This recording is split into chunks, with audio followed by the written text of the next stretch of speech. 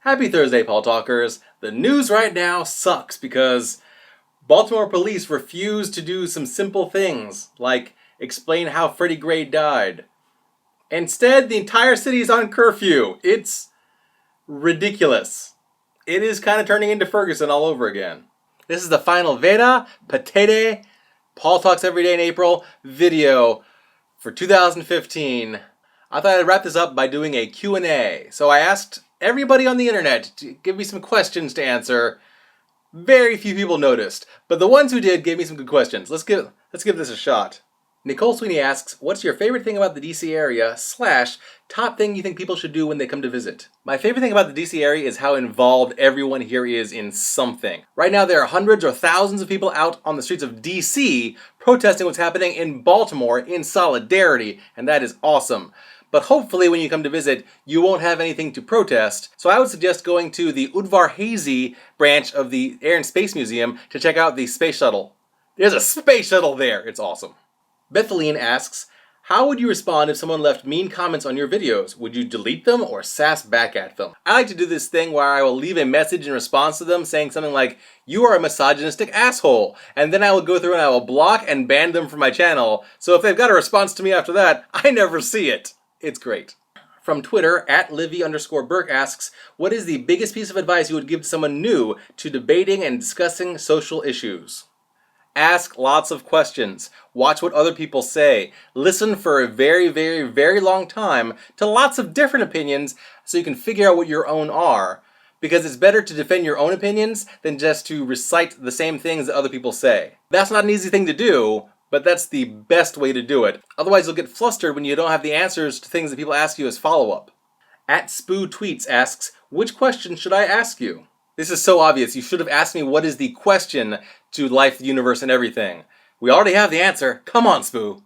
Matt Palka asks, what is your favorite quote right now? My favorite quote right now is pretty much my favorite quote forever. It is so my favorite quote, it's on one of my business cards. It's from Terry Pratchett, and it reads, give a man a fire and he's warm for a day, but set fire to him and he's warm for the rest of his life.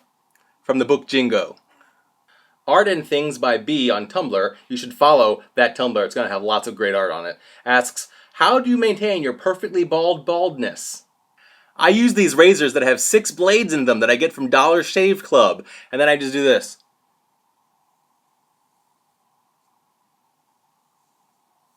Haha.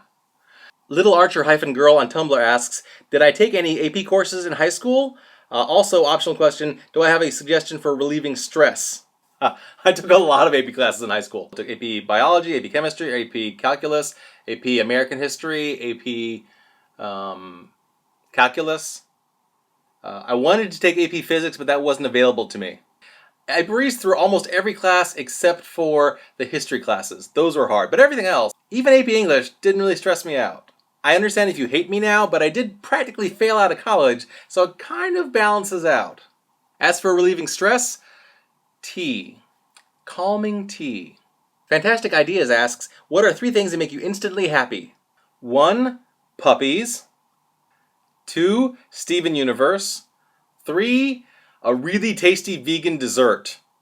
Rowan Ellis asks, if you could gain 1 skill overnight, what would it be? Do you mean like a magical skill? Because if you mean like a magical skill, I want the ability to be able to learn and fully understand anything at the first attempt. Really, really easy learning. I want that to be a magical skill. If you mean like a real life skill, how about being able to play guitar-like instruments? That would be cool. And I think I'll wrap it up with a question from the K Car from YouTube. What was your favorite part of Veda? Did you find it difficult or get into a nice flow? My favorite part of Veda was I got to have lots of little conversations, mini conversations every day in response to the videos that I posted. That was fantastic. And I actually didn't find it very difficult. Like, I had something to talk about every single day without trying too hard. I think that if I were doing YouTube as my life, as my job, I would want to be able to do this earlier in the day rather than after my day job. But aside from that, pretty easy going. Had a fun time. And that's it. I wrapped up my Veda of 2015. I did every single day. I'm very proud of myself, and I'm very happy that you came on this ride with me if you watched any part of this. I had a lot of questions I couldn't get to because they would have required longer answers, or I just didn't have time, but I appreciated all the questions that you submitted. I will do more Q&As in the future.